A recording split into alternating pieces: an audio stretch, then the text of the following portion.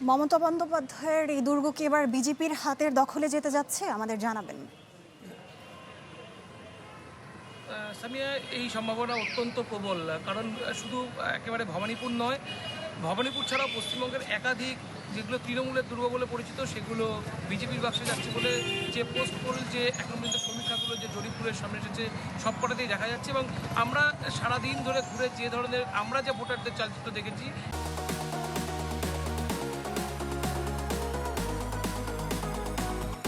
এটা কিন্তু অনেকটাই পরিষ্কার তৃণমূলের দুর্গে এবার ভাঙন বসাতে চলেছে বিজেপি।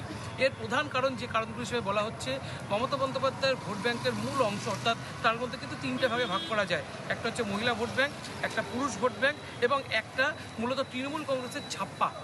এই ছাপ্পা যদি আপনি দেখেন, সেটা কিন্তু বলা হয় থেকে 7 থেকে 10%, যেটা বুথ দখল, রিগিং। এই 7 থেকে 10% ও তৃণমূলের অতি বড় বিরোধী, যারা বারবার অভিযোগ করেছে এবছর তারা বলতে পারবে না তৃণমূল কংগ্রেস ছাপ্পা বা রিগিং করেছে। অন্যদিকে যেটা বলা হয় মুসলিম ভোট ব্যাংক, সেই মুসলিম ভোট ব্যাংক পশ্চিমবঙ্গের 27% মুসলিম ভোটের মধ্যে প্রায় 24 থেকে 25% ভোট এবারও মমতা বন্দ্যোপাধ্যায়ের সঙ্গে থাকবে। সেটা মমতা বন্দ্যোপাধ্যায়কে বড় শক্তি দেবে। কিন্তু মমতা বন্দ্যোপাধ্যায়ের পাশে থাকা একদম মহিলা ভোট ব্যাংক, সেই মহিলা ভোট ব্যাংক এবার কতটা মমতা বন্দ্যোপাধ্যায়ের পাশে থাকবে সেটা নিয়ে সন্দেহ। পশ্চিমবঙ্গের যত মহিলা রয়েছে তারা কোনো না কোনোভাবে সরকারের থেকে উপকৃত হয়।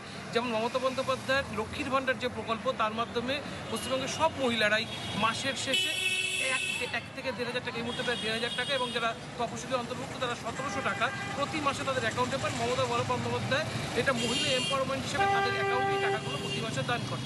ভোটের আগে মমতা বন্দ্যোপাধ্যায় আরেকটি ভোট ব্যাংক বাড়ানোর কাজ করেছিলেন।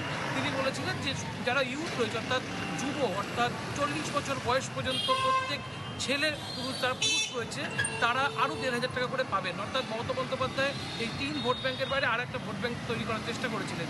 এই 4 নম্বর ভোট ব্যাংক, অর্থাৎ প্রায় পুরুষ ভোটারের সংখ্যাও কিন্তু প্রায় 83 লক্ষ, এই 83 লক্ষ একদম যারা জেএনজি, তাদের মমতা বন্দ্যোপাধ্যায়ের কাছে টানার চেষ্টা করেছিলেন। কিন্তু বিজেপি এখানে একটা মাত দিয়েছে। বিজেপি এটা বলেছে মমতা বন্দ্যোপাধ্যায় এই জেএনজি বা মহিলা যেটা 3,000 রুপি করে দেয়, সেই 3,000 রুপির জায়গায় তারা দেবে 1,500 রুপির জায়গায় তারা দেবে 3,000 রুপি। এবং এই রুপির পাশাপাশি তারা মহিলা এম্পাওয়ারমেন্টের জন্য তাদের আলাদা করে 10,000 টাকা পুজোর সময় বোনাস, এর বাইরে তাদের 2 লক্ষ টাকা করে ঋণ, 10 লক্ষ টাকা করে ঋণ, একাধিক প্রকল্প ঘোষণা করেছে। ফলে যে মহিলারা মমতা বন্দ্যোপাধ্যায়ের দিকে এতদিন আকর্ষিত ছিল তারা মমতা বন্দ্যোপাধ্যায় থেকে সরে গেছে। অন্যদিকে ভবানীপুর কেন্দ্রে যেটা আপনি বলছেন, ভবানীপুর কেন্দ্রে 24% মুসলিম ভোট রয়েছে। যে মুসলিম ভোট সরাসরি ভবানীপুরে মমতা বন্দ্যোপাধ্যায়ের বাক্সে যাবে। কিন্তু এই ভবানীপুর কেন্দ্র কিন্তু একটা মিনি ইন্ডিয়া বলা হয়। এখানে শিখ ভোট আছে, এখানে গুজরাটি ভোট আছে, এবং অবাঙালি যারা হিন্দি ভাষাভাষী ভোট তারা আছে, পাশাপাশি বাঙালিদের মধ্যে যারা হিন্দি ভাষী তাদের ভোট আছে। সব মিলিয়ে এই সংখ্যাটা যদি দেখা যায়, সেটা 32% মোট ভোটারের। এই 32%-এর উপরে কিন্তু সরাসরি বিজেপির একটা প্রভাব কাজ করে।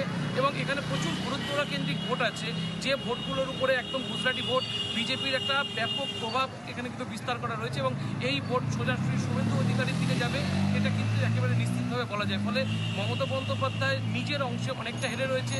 যদি আপনি একদম সর্বশেষ 2024 সালের লোকসভা নির্বাচনের নিরিখে দেখেন, সেখানেও কিন্তু মমতা বন্দ্যোপাধ্যায় নিজের পাড়া, অর্থাৎ ভবানীপুরে যে পাড়ায় মমতা বন্দ্যোপাধ্যায় থাকে, সেখানেও তিনি হেরে রয়েছেন। ফলে মমতা বন্দ্যোপাধ্যায়ের এই অংশে নতুন করে গেন করার জন্য তাকে যে পরিমাণ এফোর্ট দিতে হবে, সেটা কিন্তু তিনি কতটুকু দিয়েছেন সত। এবং গতকালও যেটা দেখা গিয়েছে, সেখানেও কিন্তু মমতা বন্দ্যোপাধ্যায় অনেকটাই তার হার বুঝতে পেরেছে। তার যে বাচনভঙ্গি বা তার যে বডি ল্যাঙ্গুয়েজ, সেটা কিন্তু অনেকটা পরিষ্কার হয়েছে। তিনি 7টা থেকে ময়দানে ছিলেন একদম সন্ধ্যে পর্যন্ত, যেটা একেবারেই কোনোদিন আগে কখনো দেখা যায়নি, একটা নতুন ধরনের ছবি।